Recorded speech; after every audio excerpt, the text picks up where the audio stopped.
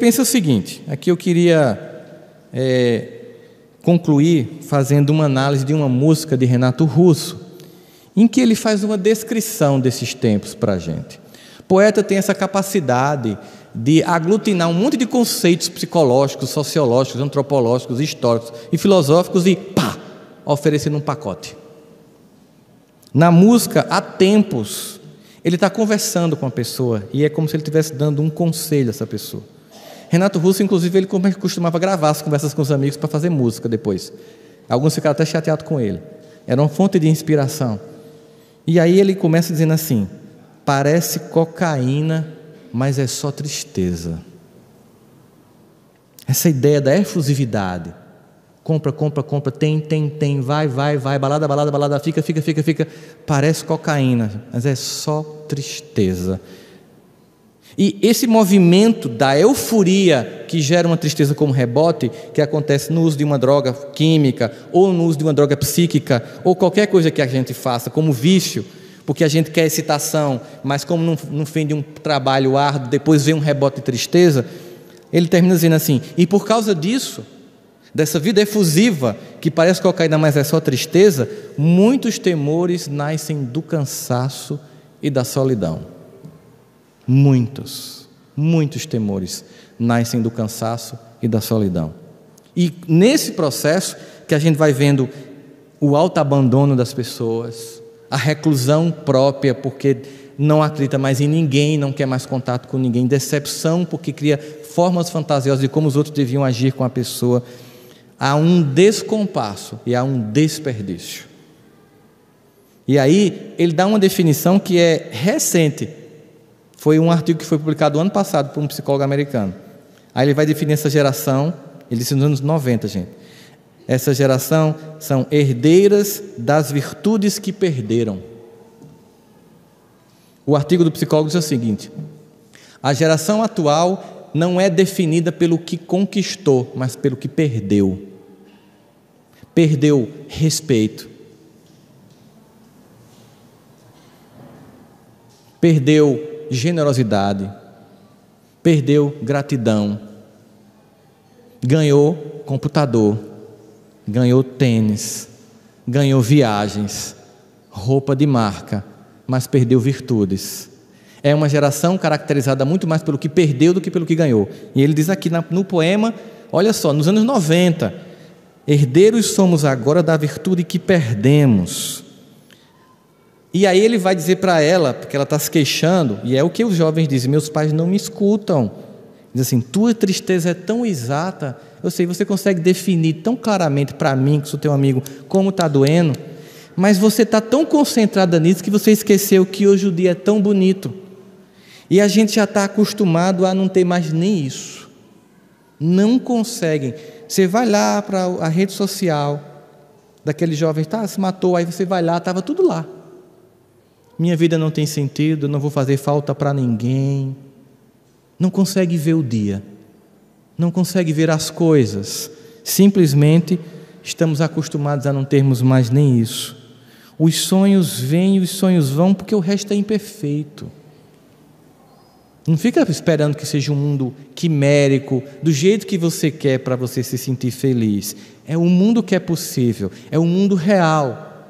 É a vida como ela é, os pais que são possíveis, as mães possíveis, as esposas, os esposos, os companheiros e as companheiras possíveis, o emprego possível, o clima dentro da religião possível, e não fantasioso, não aquela coisa tem que ser excepcional, todo mundo bom, isso é fantasia, aí você não aceita a realidade. E aí ele diz assim: dissestes que se a tua voz fosse igual à imensa dor que sentes, o teu grito acordaria não somente a tua casa, mas a vizinhança inteira. A escuta que está faltando nas famílias. Diálogo. O que tem se perdido pela falta do diálogo? Tem se perdido relações entre pais e filhos, tem se perdido casamento, não há diálogo. A gente fica na pretensão de que o outro entenda o que a gente está pensando, o que está sentindo. Não adianta, não joga uma vez para colher maduro que morre podre e não acontece. Seja objetivo, diga o que você sente, deixa o outro falar também. E ele diz assim: Nessa descrição que ele está fazendo da sociedade, dessa crise, que ele vai descrevendo na música Há Tempos, ele diz assim: e há tempos, nem os santos sabem a certo a medida da maldade. Olha como a relatividade moral ganhou, campeou. Um mundo líquido, é um mundo tão líquido, tão sem parâmetros, tão sem ordem, tão sem disciplina, sem respeito, sem gratidão, sem reconhecimento dos processos, que há tempos nem os santos sabem ao certo a medida da maldade, e por causa disso, há tempos são os jovens que adoecem. Ele está descrevendo o psiquismo coletivo da humanidade nessa música. Há tempos são os jovens que adoecem. E aí, existe duas músicas que eu vou citar antes de concluir a análise dessa, que mostra dois movimentos. Um é de Cartola, que ele tem uma filha de 16 anos chamada Creusa, que ele pegou para cuidar. E Creusa, aos 16 anos, hormônios à flor da pele, começou a entrar naquela vibe. Ela só pensa em namorar. E ele começou a ver que ela poderia se envolver com as pessoas que não ia dar muito certo. E aí ele começa a fazer um conselho de pai, e aí o eu poético dele aproveita e dá um conselho para toda uma geração de jovens. Ele não está falando mais para a filha dele apenas, ou para o filho, ele está falando para os filhos do mundo. E dá um conselho, que porque não foi ouvido por Fred Mercury, ele compôs Bohemian Rhapsody, a música tema do filme. O que Cartola nos dá como conselho, e que porque Fred Mercury não ouviu, compõe uma música que é a resposta a não ter ouvido esse conselho, na minha percepção. Cartola diz: ainda é cedo, amor, mal começastes a conhecer a vida, já anuncias a hora da partida, sem saber mesmo o rumo que irás tomar. Presta atenção, querida, embora eu saiba que estás resolvida, em cada esquina cai um pouco a tua vida, e em pouco tempo não serás mais o que és. Ouça-me bem, amor, preste atenção, o mundo é um moinho, vai triturar teus sonhos tão mesquinhos, vai reduzir as ilusões a pó. Preste atenção, querida, em cada amor tu herdarás só o cinismo, e quando notares, estarás à beira de um abismo, abismo que cavastes com teus pés. Mas a cada conselho ele faz: ainda é cedo, amor, preste atenção, querida, ouça-me bem, amor, preste atenção, querida, sempre de forma carinhosa, dizendo o que está para acontecer. Aí o filho não escuta, e aí Fred Mercury, naquela época, tem uma cena do filme sintomática, que ele vai chegando num ambiente em que se escurece, em que ele se desconecta do amor da vida dele, se desconecta do último laço de família que ela representa, que é a mulher com quem ele estava vivendo. Não tem a ver com a orientação dele, de jeito nenhum. É a forma como ele foi viver aquilo, não tem a ver com a orientação dele, que fique bem claro. Ele vai para um ambiente e tem um portal que se abre e se escurece no filme, como se fosse, ele agora está entrando num ponto sem retorno. E aí ele pega a AIDS numa época que não tinha cura, na mesma época de Cazuza, psiquismo muito parecido, de Lauro Corona, né? E aí ele diz assim: mamãe, acabei de matar um homem, coloquei uma arma na cabeça dele, puxei o gatilho e agora ele está morto. Mamãe, a vida tinha acabado de começar, mas agora eu me perdi, eu joguei tudo fora. Ô mamãe, não foi minha intenção fazê-la chorar. E se eu não voltar a esta hora da noite, siga em frente, como se nada realmente importasse. É tarde demais, chegou minha hora. Sinto arrepios descendo na minha espinha, o corpo dói o tempo todo, adeus a todos. Eu tenho que ir, tenho que deixar todos vocês para trás e encarar a verdade. Percebe a dinâmica dos dois poemas que eu estou jogando aqui para vocês? Aqui é o conselho e aqui é a não escuta. E ele está encarando, ele está dizendo. No momento em que a gente se desconecta desse lugar que é a essência, a gente perde todo o propósito da existência. Esse lugar imperfeito chamado família, que muita gente reclama. E continua: há tempo, né? O encanto está ausente, a ferrugem no rosto, que é o que a gente vive hoje. Mas ele termina com um conselho muito parecido com o de Cartola.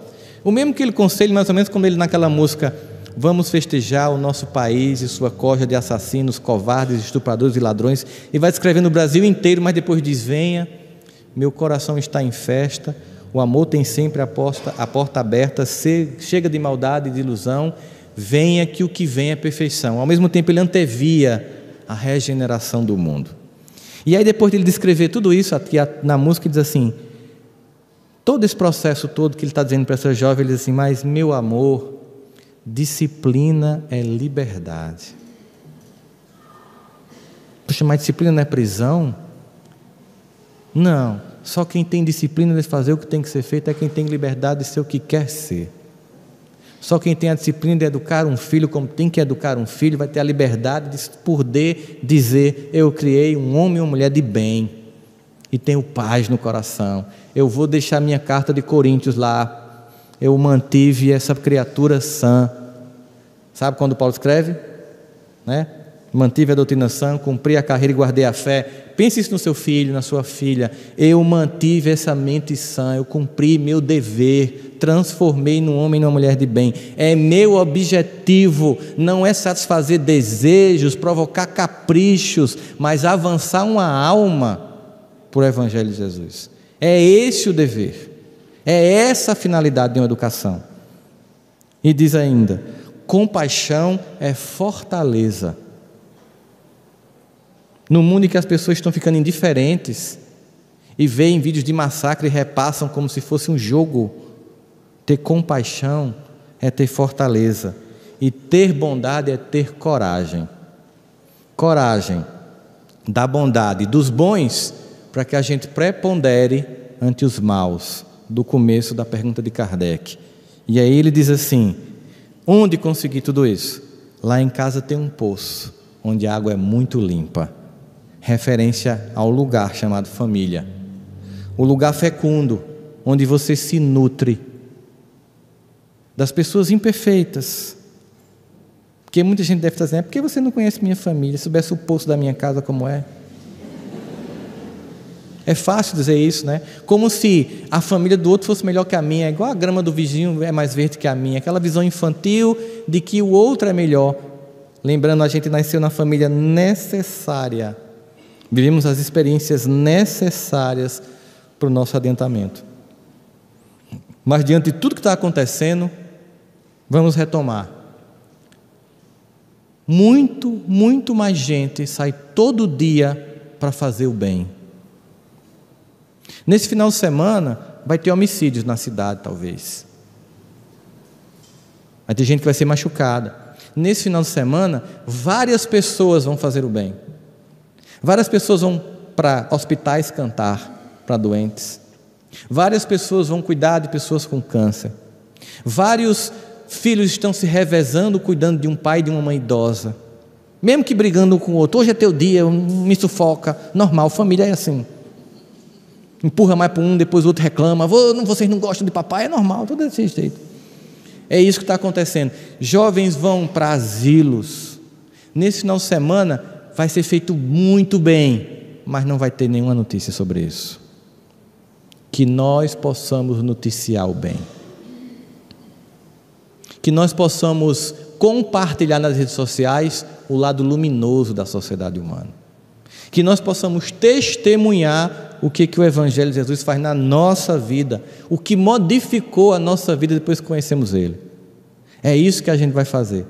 E cuidar dos nossos, para que não sejam abandonados, para que não fiquem vulneráveis, para que não sejam silenciados a sua dor e que depois de muita indiferença, um ato impensado prejudique durante muito tempo as suas existências. Nós precisamos sair daqui com esperança, entendendo que apesar do mundo conseguir transmitir 24 horas ao vivo o mal, o bem se reproduz numa intensidade muito maior. Precisamos realçar isso, sem dourar a pílula de uma sociedade que está doente. Não podemos fazer de conta que não tem problemas para serem resolvidos. Mas, seguindo um conselho de Paulo, vê de tudo, mas retém o que é bom.